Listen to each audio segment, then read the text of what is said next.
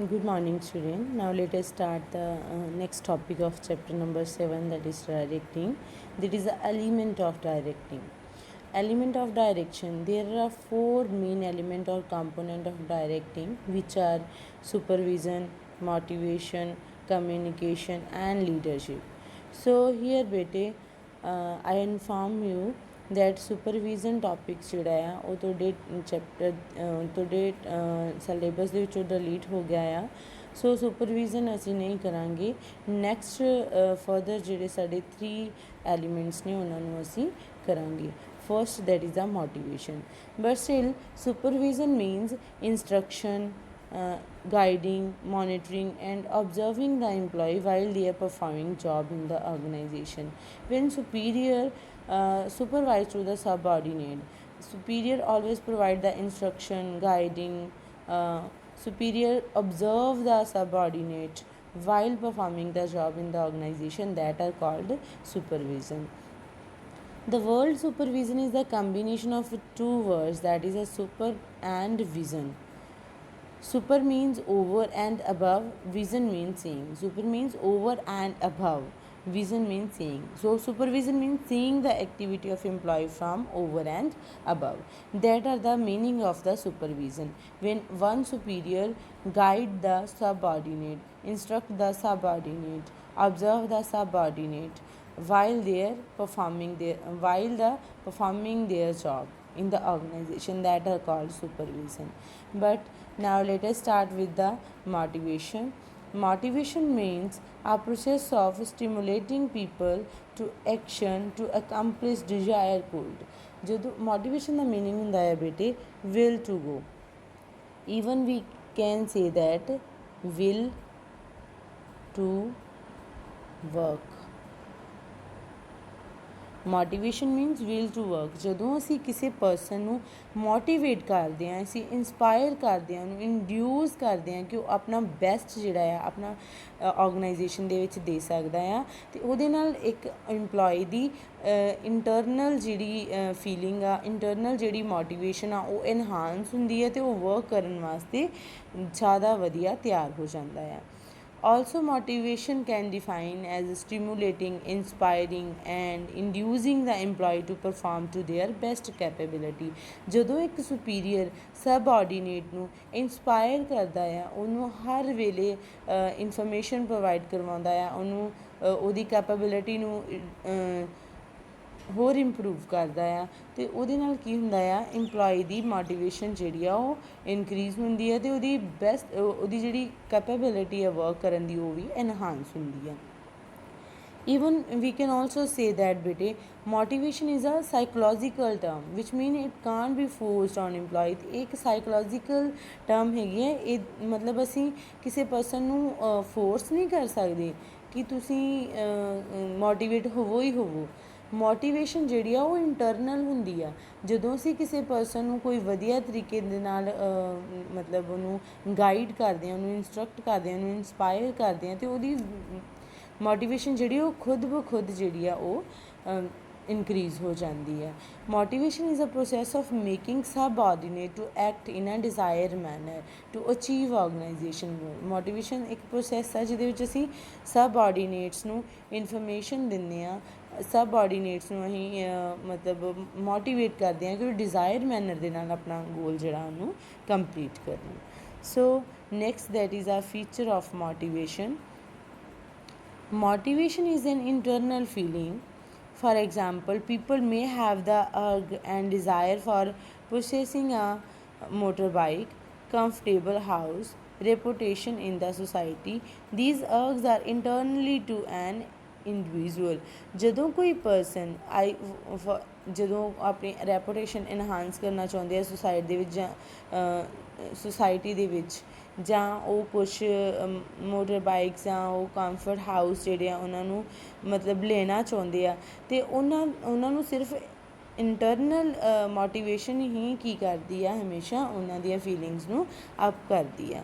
Okay, ਜੇਕਰ ਉਹਨਾਂ ਦੀਆਂ ਇੰਟਰਨਲ ਫੀਲਿੰਗਸ ਜਿਹੜੀਆਂ ਆ ਉਹੀ ਵਧੀਆ ਨਹੀਂ ਹੋਣਗੀਆਂ ਤਾਂ ਉਹ ਮੋਟੀਵੇਟ ਨਹੀਂ ਹੋਣਗੇ। ਮੋਟੀਵੇਸ਼ਨ ਇੱਕ ਇੰਟਰਨਲ ਫੀਲਿੰਗ ਆ, ਤੁਹਾਡੇ ਅੰਦਰੋਂ ਅਗਰ ਤੁਸੀਂ ਅੰਦਰੋਂ ਮੋਟੀਵੇਟ ਹੋਵੋਗੇ ਤਾਂ ਹੀ ਮੋਟੀਵੇਸ਼ਨ ਜਿਹੜੀ ਆ ਉਹ ਇੰਪਰੂਵ ਹੋਏਗੀ, ਅਦਰਵਾਈਜ਼ ਨਹੀਂ। ਸੈਕਿੰਡ, ਮੋਟੀਵੇਸ਼ਨ ਪ੍ਰੋਡਿਊਸ ਗੋਲ ਡਾਇਰੈਕਸ਼ਨ ਬਿਹੇਵੀਅਰ। ਆਲਸੋ ਮੋਟੀਵੇਸ਼ਨ ਬੇਟੇ ਗੋਲ ਡਾਇਰੈਕਟਡ ਬਿਹੇਵੀਅਰ ਵੀ ਪ੍ਰੋਡਿਊਸ ਕਰਦੀ ਹੈ। ਅਗਰ ਤੁਸੀਂ ਮੋਟੀਵੇਟ ਹੋ ਜਾਓਗੇ ਨਾ ਕਿਸੇ ਵਰਕ ਦੇ ਪ੍ਰਤੀ ਤਾਂ ਤੁਹਾਨੂੰ ਹੋਏਗਾ ਕਿ ਮੈਂ ਇਹ ਕੰਮ ਕਰਕੇ ਹੀ ਹਟਣਾ ਹੈ। For example, the promotion in the job may be given to employee with the objective of improving his performance.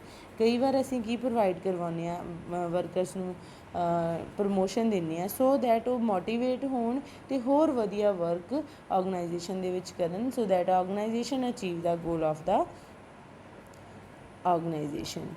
Next, motivation can be either positive or negative. Motivation ਬੇਟੇ ਪੋਜ਼ੀਟਿਵ ਵੀ ਹੋ ਸਕਦੀ ਹੈ ਅਤੇ ਨੈਗੇਟਿਵ ਵੀ ਹੋ ਸਕਦੀ ਹੈ। Some motivators are positive and some are negative. Few example of positive motivator are promotion, increment, bonus, respect, recognize. ਜਦੋਂ ਅਸੀਂ ਕਿਸੇ ਪਰਸਨ ਨੂੰ ਪ੍ਰਮੋਸ਼ਨ ਦਿੰਦੇ ਹਾਂ, ਉਹਦਾ ਇਨਕਰੀਮੈਂਟ ਲਗਾਉਂਦੇ ਹਾਂ, ਉਹਨੂੰ ਅਸੀਂ ਬੋਨਸ ਦਿੰਦੇ ਹਾਂ, ਠੀਕ ਆ, ਉਹਦੀ ਅਸੀਂ ਰਿਸਪੈਕਟ ਕਰਦੇ ਹਾਂ ਵੀ, ਉਹਦੀ ਰਿਕੋਗਨੀਸ਼ਨ ਵੀ ਆਰਗੇਨਾਈਜੇਸ਼ਨ ਦੇ ਵਿੱਚ ਵਧੀਆ ਰਹਿੰਦੀ ਹੈ ਅਤੇ ਉਹ ਹਮੇਸ਼ਾ ਪੋਜ਼ੀਟਿਵ ਮੋਟੀਵੇਟ ਹੋਏਗਾ। But if employee doesn't improve his performance with positive motivator, then manager use negative motivator. ਅਗਰ ਜਿਹੜਾ ਇੰਪਲੋਈ ਆ ਉਹ ਪੋਜ਼ੀਟਿਵ ਮੋਟੀਵੇਟਰ ਦੇ ਨਾਲ ਆਪਣੀ ਪਰਫਾਰਮੈਂਸ ਇੰਪਰੂਵ ਨਹੀਂ ਕਰਦਾ ਪਿਆ ਤਾਂ ਓਬਵੀਅਸ ਆ ਬੇਟੇ ਕਿ ਜਿਹੜਾ ਮੋਟੀਵੇਟਰ ਹੈਗਾ ਆ ਉਹ ਨੈਗੇਟਿਵ ਮੋਟੀਵੇਟ ਕਰੇਗਾ ਉਹਨਾਂ ਨੂੰ, ਜਿੱਦਾਂ ਕਿ ਉਹਨਾਂ ਨੂੰ ਵਾਰਨਿੰਗ ਪ੍ਰੋਵਾਈਡ ਕਰਵਾਏਗਾ, ਇਸ਼ੂ ਆਫ ਮੈਮੋਜ਼, ਡਿਮੋਸ਼ਨ ਦੇ ਸਕਦੇ ਹਾਂ, ਤੁਹਾਡਾ ਇਨਕਰੀਮੈਂਟ ਸਟਾਪ ਕਰ ਦਿੱਤਾ ਜਾਏਗਾ। That are the negative motivators. Okay, so ਇਹਦੇ ਨਾਲ ਵੀ ਪਰਸਨ ਜਿਹੜੇ ਆ ਡਿਜ਼ਾਇਰ ਵੇ ਦੇ ਨਾਲ ਵਰਕ ਕਰ ਸਕਦੀ ਆ। Next, motivation is a complex process. ਬੇਟੇ ਕੰਪਲੈਕਸ ਪ੍ਰੋਸੈਸ ਆ, even it is a difficult task, ਕਿਉਂਕਿ ਜਦੋਂ ਮੋਟੀਵੇਟ ਕੀਤਾ ਜਾਂਦਾ ਨਾ ਮੈਨੇਜਰ ਦੇ ਦੁਆਰਾ ਪੀਪਲਸ ਨੂੰ, ਤਾਂ ਉਹਨੂੰ ਨਹੀਂ ਪਤਾ ਹੁੰਦਾ ਕਿ ਉਹਦੇ ਕਹਿਣ ਦੇ ਨਾਲ ਪਰਸਨ ਮੋਟੀਵੇਟ ਹੋਇਆ ਕਿ ਨਹੀਂ। ਸਮਹਾਓ ਪਰਸਨ ਜਿਹੜਾ ਉਹ ਮੋਟੀਵੇਟ ਹੋ ਜਾਂਦਾ ਆ, but after few minutes, after few hours, after few days ਉਹਨੂੰ ਮੋਟੀਵੇਸ਼ਨ ਦਾ ਕੋਈ ਵੀ ਅਸਰ ਨਹੀਂ ਰਹਿੰਦਾ। Okay, it is a very complex process. Motivation may not have uniform effect on all the members. ਤੇ ਸਾਰਿਆਂ ਦੇ ਇੱਕੋ ਜਿਹਾ ਇਫੈਕਟ ਨਹੀਂ ਕਰਦੀ, ਕੋਈ ਕਿਸੇ ਗੱਲ ਦੇ ਨਾਲ ਮੋਟੀਵੇਟ ਹੋਏਗਾ ਅਤੇ ਕੋਈ ਕਿਸੇ ਗੱਲ ਨਾਲ। Okay, so next that is a motivation process. Even we can also say that the feature of motivation 'ਚ ਕਹਿ ਸਕਦੇ ਹਾਂ ਕਿ motivation is a dynamic and continuous process. motivation continuously ਵੀ ਚੱਲਦੀ ਰਹਿੰਦੀ ਹੈ। even this is a dynamic ਬੇਟੇ। motivation ਨੂੰ ਅਸੀਂ flexible ਵੀ ਕਹਿ ਸਕਦੇ ਹਾਂ।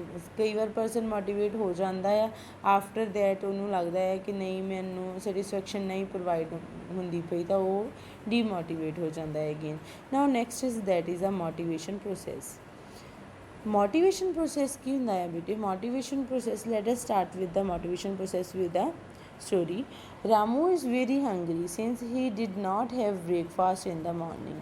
ਰਾਮੂ ਬਹੁਤ ਭੁੱਖਾ ਸੀਗਾ ਜਿਹਨੂੰ ਸਵੇਰ ਤੋਂ ਬ੍ਰੇਕਫਾਸਟ ਨਹੀਂ ਸੀ ਮਿਲਿਆ। by 1 PM he became restless and start walking on the road in search of the hotel for snacks or meals.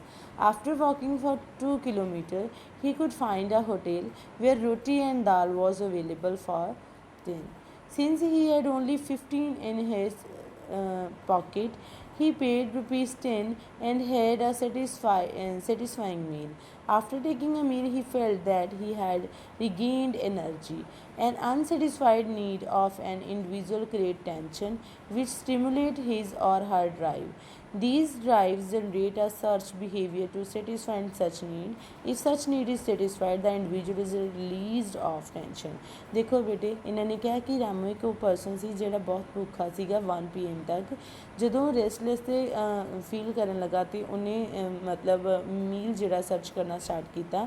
ਥੋੜ੍ਹਾ ਜਿਹਾ ਦੂਰ ਜਾ ਕੇ ਉਹਨੂੰ ਇੱਕ ਹੋਟਲ ਮਿਲਿਆ ਜਿੱਥੇ ਉਹਦੇ ਕੋਲ 10 ਰੁਪੀਜ਼ ਦੇ ਵਿੱਚ ਮਤਲਬ ਉਹਦੇ ਕੋਲ ਸਿਰਫ 10 ਰੁਪੀਜ਼ ਸੀ।